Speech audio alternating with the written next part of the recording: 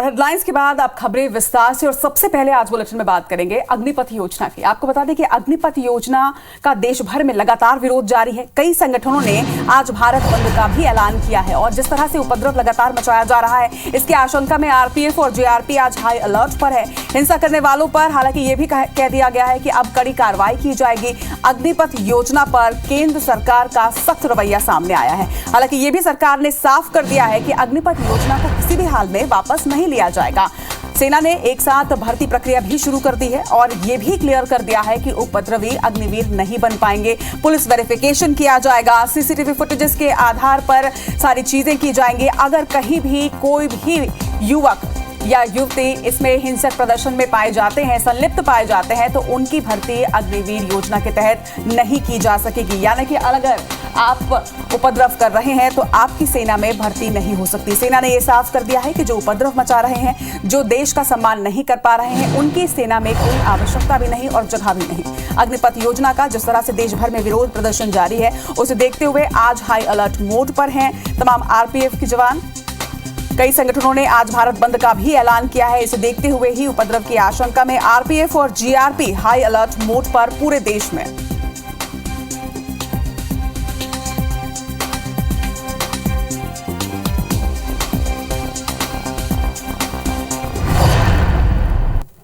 इधर आज दिल्ली में राहुल गांधी से एक बार फिर से पूछताछ की जाएगी। आपको बता दें कि सोमवार को तारीख दी गई थी और ईडी आज फिर से एक बार नेशनल हेराल्ड की मनी लॉन्ड्रिंग केस में ये पूछताछ करेगी।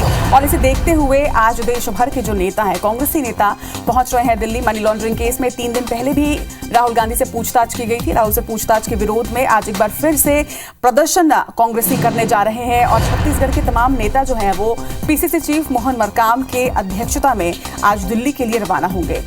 देश भर के कांग्रेस नेता और कार्यकर्ता, छत्तीसगढ़ के भी नेता पहुंच रहे हैं, साथ ही मध्य प्रदेश के नेता भी दिल्ली पहुंचेंगे। कांग्रेस कार्यकर्ता प्रदर्शन में शामिल होंगे। छत्तीसगढ़ के सीएम भूपेश बघेल पहले ही दिल्ली पहुंच चुके हैं। वहीं पीसीसी चीफ मोहन मरकाम भी कुछ देर बाद दिल्ली के लिए रवाना होंगे और उनके साथ कई पदाधिकारी और कार्यकर्ता दिल्ली के लिए रवाना होंगे। प्रदेश के कांग्रेस कार्यकर्ता बड़ी संख्या में दिल्ली पहुंच रहे हैं। इसे माना जा सकता है कि जिस तरह से बड़ी संख्या में तमाम कांग्रेसी नेता जो है वो दिल्ली के लिए रवाना हो रहे हैं कि आज दिल्ली में एक बड़ा प्रदर्शन किया जा सकता है।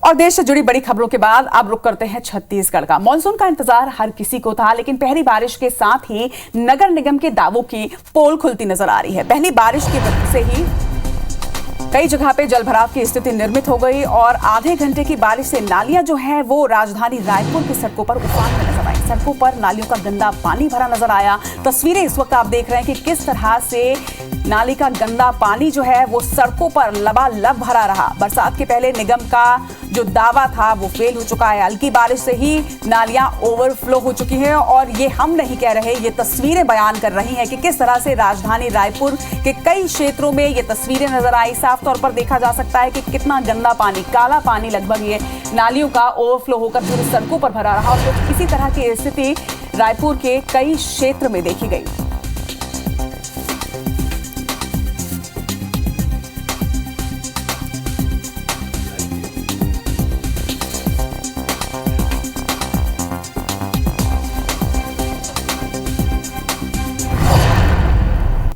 तो एक तरफ मॉनसून की वजह से सड़कें लबालब भरी रही, नगर निगम की पोल खुल गई, तो वहीं दूसरी तरफ बारिश की वजह से कुछ हादसे भी हुए हैं, उसकी भी तस्वीर सामने आई है। छत्तीसगढ़ के कई हिस्सों में बिजली गिरने से 4 लोगों की मौत हुई है। बताया जा रहा है कि गौरला के बिजरवार गांव में तेज बारिश के दौरान आकाशीय बिजली गिरी, जिसके चलते एक युवती और एक महिला की मौके पर ही दर्दनाक मौत हो गई। इधर मुंगेली के ठुकरी कापा गांव में आज कल खेत में काम कर रहे युवक सुखदेव खांडे की आकाशीय बिजली गिरने से मौत हुई है। तो वहीं गरियाबंद के सरगी गांव में भी कुछ इस तरह का हादसा हुआ, जहां 22 साल का युवक चिंतामणि अपनी 52 बकरियों के साथ पेड़ के नीचे खड़ा हुआ था, मगर अचानक आकाशीय बिजली गिरने की वजह से सबकी मौत हो गई।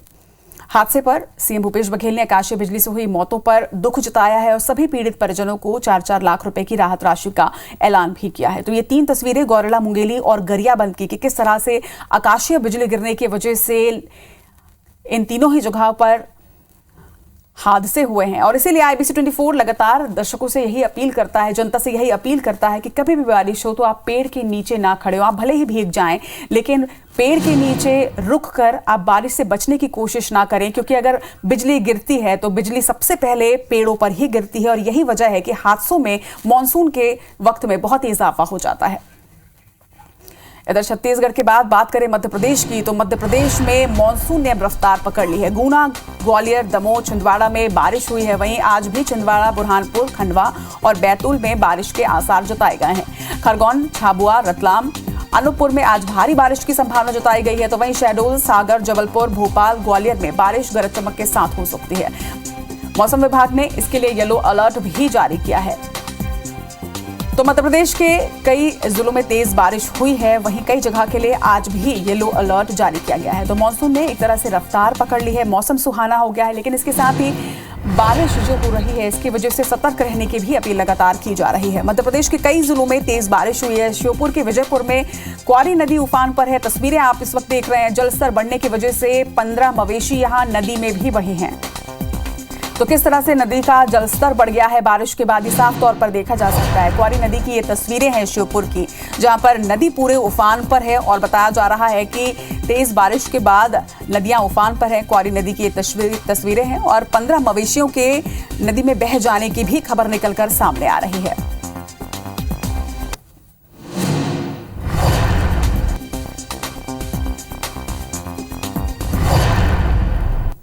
बढ़ेंगे आगे। प्रेमिका के होने वाले पति की हत्या की खबर सामने आई है। रेलवे ट्रैक पर एक युवक की लाश मिली है और उसका खुलासा किया गया है। बताया जा रहा है कि हत्या के बाद रेलवे ट्रैक पर इस लाश को फेंक दिया गया। युवक की लाश जिस युवती से शादी होने वाली थी, उसी युवक की लाश बताई जा रही है। उसके प्रेमी ने यह हत्या की है। दोस्तों से मिलाने के बहाने के युवक को बुलाया गया और फिर उसका मर्डर कर दिया गया।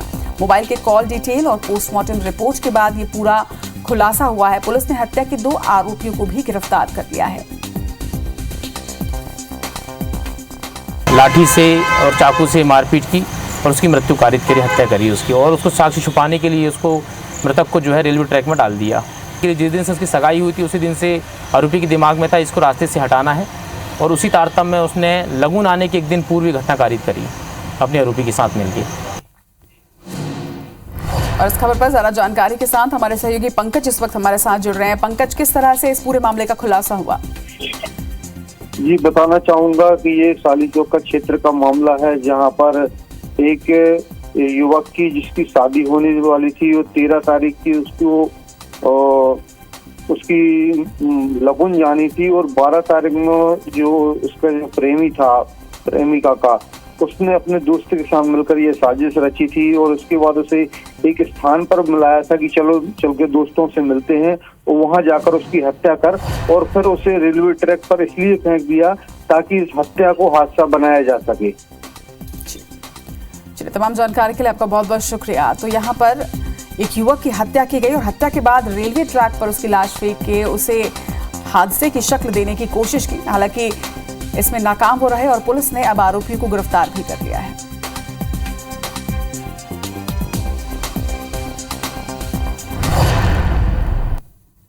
जादू टोना के शक में एक हत्या का मामला सामने आया। बता दें कि डोंगरगढ़ के छुरिया इलाके के भंवर गांव की यह घटना है, जहां पर एक खूनी वारदात हुई है। 80 साल की बुजुर्ग महिला की चाकू मारकर कुछ लोगों ने हत्या कर दी है। बैगा ने बताया कि बुजुर्ग महिला जादू टोना करती थी और इसके बाद आरोपी की बहन का मानसिक संतुलन बिगड़ा। बैगा के बताने के बाद आरोपी ने घर में घुसकर इस हत्या को अंजाम दिया। 2 साल पहले भी बुजुर्ग महिला से मारपीट की घटना हुई थी। वहीं हत्या का आरोपी अब पुलिस द्वारा गिरफ्तार कर लिया गया। हत्या में इस्तेमाल चाकू की भी जब्ती की गई है। एक 80 साल की महिला जो है अपने घर में मृत पड़ी थी, जो प्रथम दृष्टया जो है हत्या का होना प्रतीत हुआ था। तो उसमें तत्काल जो है मौके पर FIR मतलब लिया गया।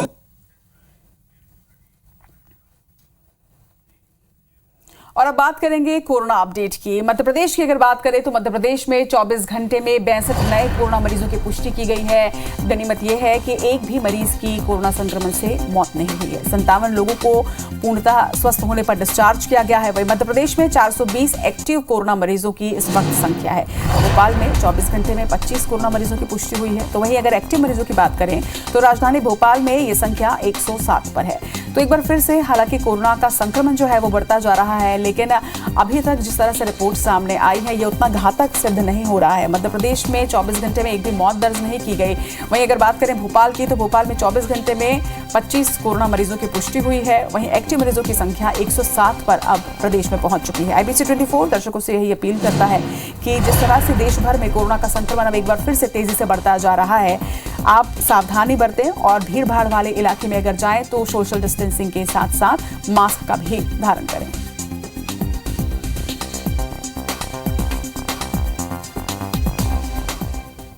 और अब खबर फर्जी नक्सलियों की। जी हां, दंतेवाड़ा में पुलिस ने 6 फर्जी नक्सलियों की गिरफ्तारी की है, जिनके पास से नकली हथियार भी बरामद हुआ है।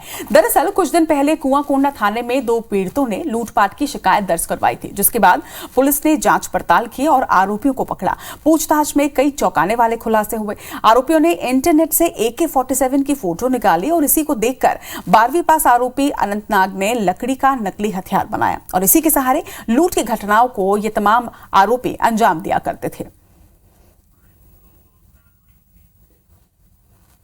फोटो को देखकर लकड़ी से हथियार बनाया था और इन्होंने नक्सली का वेशभूषा लेने के लिए फिर बाजार से खरीदा हुआ टी-शर्ट, कैमोफ्लेज टी-शर्ट और मैगजीन होल्डर भी परचेज किया था। उसको उन्होंने इस पूरे घटनाक्रम में उपयोग किया है और फर्जी नक्सली बनकर लूटपाट किया है। और अब बात मध्य प्रदेश के बड़वानी की, जहां पर आपस में समलैंगिक संबंध के चलते 2 युवतियां अपने घर से भाग गईं। दोनों युवतियां मौसेरी बहन बताई जा रही हैं। एक राजपुर इलाके की रहने वाली है तो वहीं दूसरी धार जिले के मनावर थाना क्षेत्र की। घर से भागने से पहले दोनों ही युवतियों ने 2 पन्ने की एक चिट्ठी घर वालों और पुलिस के लिए छोड़ी, जिसमें उन्होंने ये भी कहा कि वो दोनों अलग होने की सोच भी नहीं सकती और इसलिए एक साथ भाग रही हैं। घर वाले उन्हें ढूंढने की कोशिश ना करें। राजपुर पुलिस थाने के साथ मनावर पुलिस को भी इसी तरह की एक चिट्ठी मिली है। परिजनों की शिकायत पर पुलिस ने युवतियों के गुमशुदगी का मामला दर्ज कर अब उनकी तलाश शुरू कर दी है। वहीं पुलिस चिट्ठी की हैंडराइटिंग की भी जांच करवा रही है।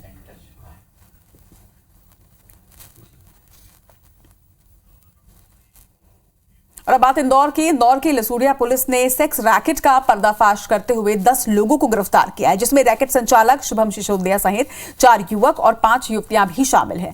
तुलसीनगर में स्थित वैलेंटाइन होटल में देह व्यापार चल रहा था। पकड़ी गई युवतियां महाराष्ट्र और कोलकाता की बताई जा रही हैं, जिन्हें एजेंट के माध्यम से इंदौर लाया गया। फिलहाल पुलिस आरोपियों से पूछताछ कर रही है और होटल पर भी कार्रवाई करने की तैयारी है।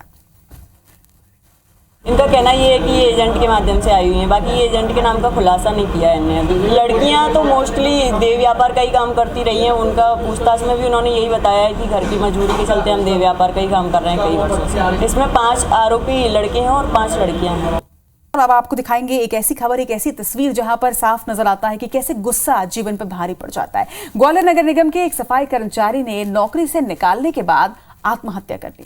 दरअसल मृतक सड़क हादसे में घायल होकर काम पर नहीं जा सका, मगर ठीक होने के बाद जब वो मेडिकल रिपोर्ट लेकर वापस नौकरी पर गया तो अफसरों ने उसे नौकरी से निकाल दिया। जब परिजनों ने उसे फांसी पर लटका देखा तो तत्काल उसे उतारने का प्रयास किया, मगर तब तक उसकी मौत हो चुकी थी। घटना की सूचना पुलिस को दी गई। मौके पर पहुंची पुलिस ने शव का पोस्टमार्टम करवाया। फिलहाल मामले की जांच पड़ताल शुरू कर दी गई है। नया नियमन होगा था, उसके पैर में लग गई थी। मतलब दरोगा को ने बहुत तो फोटो करी, सब करा। उसके बाद में दरोगा 2-4 दिन देगा, फिर उसका ने बैठाल दिया। बैठालने के बाद में फिर अब वो नौकरी पे जाने के लिए बोला तो उसको ड्यूटी पे नहीं ले रहे। परेशान सिर्फ यही था, बस नौकरी के चक्कर से बस ने फांसी लगाई है। सूचना प्राप्त हुई थी, उसने फांसी लगाकर सुसाइड किया है। मौके पर अधिकारी गए और सब पंचायतनामा लेख करके उसके शव को पोस्टमार्टम के लिए भिजवाकर और PM कराया गया है। जांच की जा रही है। टीकमगढ़ झांसी हाईवे रोड पर बम्होरी बराना गांव के पास 1500 पेटी शराब से भरा एक ट्रक पलट गया, जिससे शराब की पेटियां सड़क पर बिखर गई। मौके पर बड़ी संख्या में भीड़ जमा हो गई और लोगों ने शराब की लूट मचा दी। इस दौरान काफी देर तक हाईवे रोड पर अफरा तफरी का माहौल मचा रहा। वहीं मौके पर पहुंची पुलिस ने शराब लूट रहे लोगों को हटाया। फिलहाल शराब से भरे ट्रक के बारे में कोई भी जानकारी नहीं है। वहीं थाना प्रभारी ने यह भी बताया कि हादसा होते ही ट्रक चालक मौके से फरार हो गया।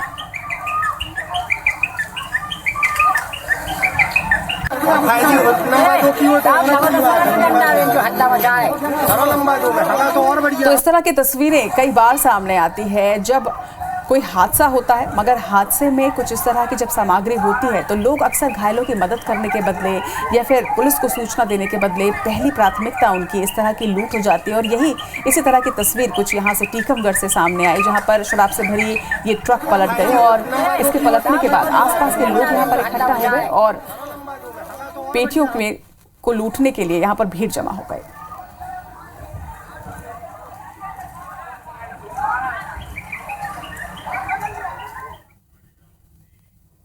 इधर विदिशा बाईपास रोड पर एक 28 साल के युवक का शव बरामद किया गया, जिसके पास से पुलिस को 2 पन्ने का सुसाइड नोट भी बरामद हुआ, जिसमें एक लड़की के साथ 7 साल से लिव इन रिलेशनशिप में रहने की बात लिखी गई है। साथ ही 1.5 महीने के गर्भ होने की बात भी लिखी है। नोट में यह भी लिखा है कि ये लड़की की सगाई हो चुकी है और जो बच्चा है वो उसके मंगेतर का है। सुसाइड नोट में डीएनए करवाने की अब बात कही गई। वहीं पुलिस को पहली नजर में ये जहर खाकर सुसाइड करने का मामला नजर आ रहा है। तो वहीं मृतक के परिजनों ने हत्या की आशंका जताते हुए कहा कि इसे कोई लड़की कई महीनों से युवक को परेशान कर रही थी। पुलिस ने मामले की जांच शुरू कर दी है। ये मेरा छोटा भाई था। 7-1 महीने से कोई लड़की परेशान कर रही थी, बोल रही थी कि आपका बच्चा है मेरे पेट में 1.5 महीने का, या तो मुझसे बात करूं नहीं तो फिर तुम पे 76 लगा दूँ। प्राप्त जानकारी के अनुसार जो है जहर खाने से मृत्यु हुई है। मर्ग पंजीबद्ध किए गए, प्रारंभिक कार्रवाई जारी है। जांच के दौरान जो भी तथ्य आएंगे उसके अनुसार कार्रवाई की जाएगी। छत्तीसगढ़ में पेट्रोल और डीजल की लगातार कमी देखी जा रही है, जिसके चलते कई पेट्रोल पंप सूखे पड़े हैं। और इसके चलते आज मुख्यमंत्री भूपेश बघेल ने केंद्रीय पेट्रोलियम मंत्री हरदीप पुरी को एक पत्र लिखा। मुख्यमंत्री भूपेश बघेल ने कहा कि 1-2 महीने से छत्तीसगढ़ में पेट्रोल और डीजल की सप्लाई कम हो गई है, जिससे कई जिलों के पेट्रोल पंप ड्राई हैं। वहीं सीएम ने यह भी कहा कि पेट्रोल और डीजल की कमी की वजह से उद्योग और कृषि का काम जो है वो प्रभावित हो रहा है। पत्र के जरिए केंद्रीय पेट्रोलियम मंत्री से उन्होंने जल्द ही पेट्रोल और डीजल की पर्याप्त सप्लाई की मांग रखी। अक्सर होता है पेट्रोलियम कंपनियां पूर्व में जो बफर स्टॉक है वो 4-5 दिन का रखते थे, अब वो घट के 1 दिन करा गया है। ऐसी स्थिति में एक तो ट्रांसपोर्टेशन इससे प्रभावित हो रहा है, दूसरा खेती किसानी का सीजन है। जो 4-5 दिन का बफर स्टॉक रहता था पूर्वक रखा जाए ताकि पेट्रोलियम पदार्थों की कमी न हो, आम जनता की भी परेशानी न हो और किसानों की भी परेशानी न हो। इधर गौरेला में करंट की चपेट में आने से नगर पंचायत के कर्मचारी नारायण दुबे की मौत हो गई। मुख्यमंत्री स्लम योजना की एम्बुलेंस की बैटरी खराब हो गई थी। बता दें कि नारायण दुबे कर्मचारी एम्बुलेंस की बैटरी चार्ज करने के लिए केबल निकाल रहा था और तभी उसे करंट का झटका लगा। मौके पर मौजूद दूसरे कर्मचारी भी दौड़ते हुए मृतक के पास पहुंचे और उन्हें भी जोरदार झटका लगा, जिसके बाद आसपास खड़े लोगों ने नगर पंचायत के अंदर से पावर कनेक्शन भी बंद किया। नारायण दुबे को आनंद फानन में इलाज के लिए जिला अस्पताल ले जाया गया, जहां पर जांच के बाद डॉक्टरों ने उसे मृत घोषित कर दिया।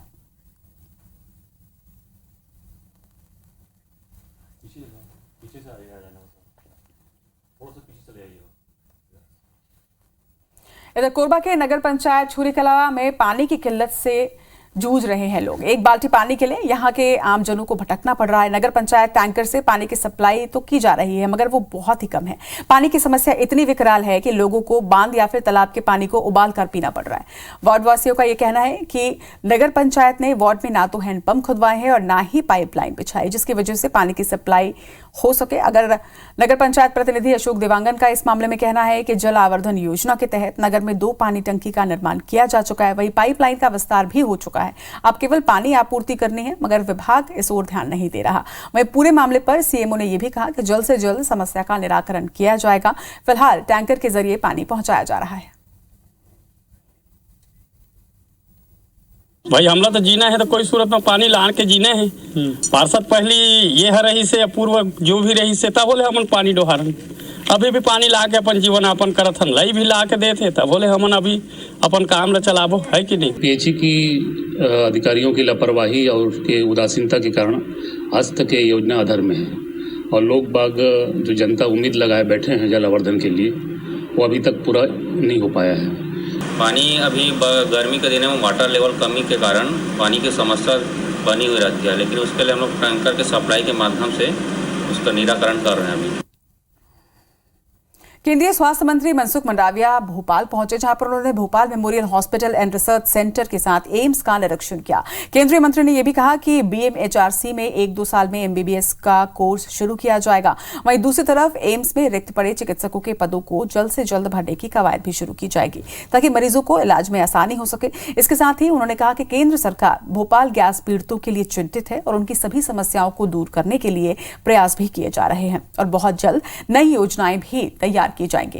केंद्रीय स्वास्थ्य मंत्री के साथ प्रदेश के स्वास्थ्य मंत्री डॉक्टर प्रभुराम चौधरी और चिकित्सा शिक्षा मंत्री विश्वास सारंग मौजूद रहे।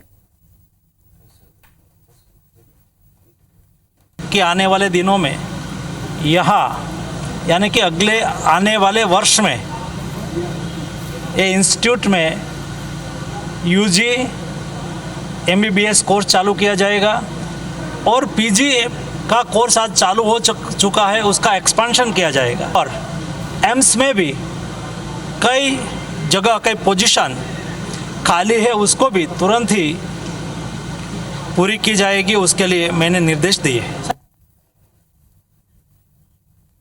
और इसी के साथ इस बुलेटिन में फिलहाल के लिए इतना ही, मगर आगे देखिए छत्तीसगढ़ी भाषा में छत्तीसगढ़ का बुलेटिन हमारी बानी।